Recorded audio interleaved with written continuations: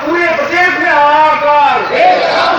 भोपाली की स्कूल व्यवस्था शिक्षक को मंजूर नहीं, भोपाली की स्कूल व्यवस्था शिक्षक को मंजूर नहीं, शिक्षक समर्थ नहीं तैयार। हम न रहेंगे अत्याचार। आप लोगों को, हम लोगों को समझना होगा कि ये सरकार जो रहना है, ये शिक्षक समाज रहना है, आने वाली पीढ़ी रहना है।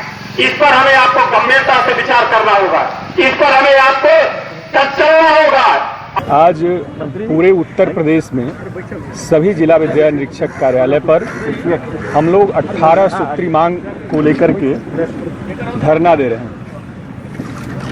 इसमें प्रमुख मांग हमारी है कि जो अधिनियम के विरुद्ध सरकार ने व्यवस्था की है, 8 बजे से 4:30 बजे तक विद्यालयों में शिक्षकों को बुलाकर पढ़ाई कराने की, इसका विरोध। अधिनियम कहता है कि 5 घंटे 20 मिनट और 6 घंटे हमारी पढ़ाई होगी, लेकिन उस अधिनियम के विरुद्ध सरकार हमसे 8.5 घंटे पढ़ाई करने का कार्य कर रही है। विधान परिषद में इस बात को हम लोगों ने उठाया था, तो शिक्षा मंत्री का गैर जिम्मेदाराना जवाब आया कि हम अधिनियम को कहीं से विखंडित नहीं कर रहे हैं। और साफ साफ दिखाई दे रहा है, एक अंधा व्यक्ति होगा वह भी कहेगा कि नहीं, इंटरमीडिएट एक्ट का उल्लंघन हो रहा है, उसका हम लोग विरोध कर रहे हैं। दूसरी बात, जो एनपीएस के अंतर्गत हमारे शिक्षक साथी आते हैं, अप्रैल 5 के बाद जिनकी नियुक्ति हुई है, उनको नई पेंशन व्यवस्था लागू की गई है। सत्ता में बैठे हुए लोग, प्रदेश सरकार में जो बैठे हुए लोग हैं, जब यह सत्ता में नहीं थे तो इनको एनपीएस के लोगों की ज्यादा चिंता थी। इन्होंने केंद्र सरकार को पत्र लिखा कि यह व्यवस्था ठीक नहीं है, इसे समाप्त किया जाए। लेकिन जब यही लोग सत्ता में आ गए तो इनसे पूछा जा रहा है तो ये कह रहे हैं कि हम केंद्र सरकार जब लागू करेगी तो हम लागू करेंगे।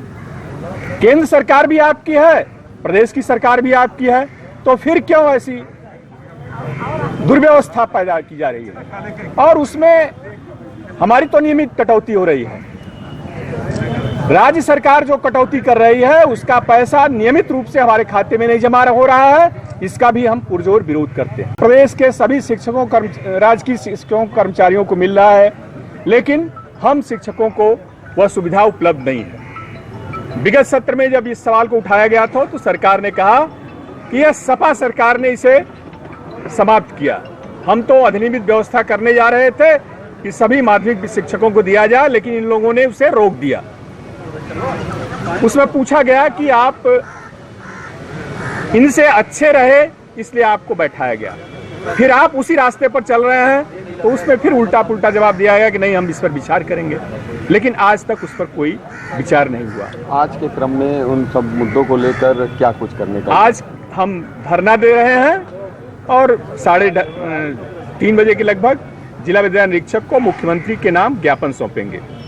इस पर अगर विचार नहीं किया गया तो 12 सितंबर को हमारे राज्य कार्यकारिणी की बैठक हो रही है लखनऊ में, उसमें हम अगला निर्णय लेंगे और इस सरकार से कड़ाई के साथ लड़ाई हमें लड़नी होगी। जब तक हम लड़ाई नहीं लड़ेंगे तब तक यह सरकार सुनने वाली नहीं है। सर, आप भी वही शिक्षक हैं, पहले बच्चों के लिए 2 घंटे एक्स्ट्रा शिक्षक देता था, क्लास क्लोज होने के बाद भी बच्चों को विद्यालय में रह के पढ़ाया जाता था, तो ऐसे में बच्चों की पढ़ाई पे क्या असर पड़ेगा जो समयावधि है? समयावधि से बच्चों से पढ़ाई से आज की जो व्यवस्था चल रही है उसमें तो बच्चे आ ही नहीं रहे हैं, 50% से कम ही बच्चे उपस्थित हो रहे हैं। और शिक्षक हमेशा बच्चों की चिंता किया है, वह अपने अतिरिक्त समय को दिया है और हमेशा देगा।